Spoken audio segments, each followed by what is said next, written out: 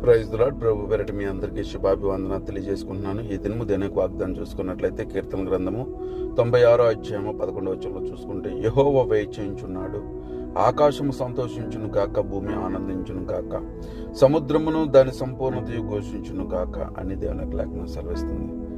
దేవుడు అతి త్వరలో రాబోతున్నాడు. ఆయన రాబోతున్నాడని సర్వజనులు ఆనందించే విధంగా, ఆయన రాకడ కోసము ఆకాశము భూమి ఎదురు చూస్తున్నట్టుగా మనం కూడా ఎదురు చూస్తూ ఉన్నాం. సమయము లేదు.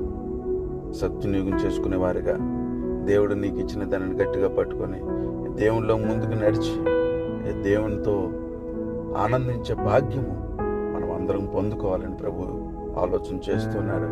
ఇంతవరకు మనం చేసిన భక్తికి తగిన ప్రతిఫలము దేవుడు అతి త్వరలో ఇవ్వబోతున్నాడు. అటు కృపను అటు ధన్యతను దేవుడు మనకు దయచేయును గాక. ఆమేన్. God bless you.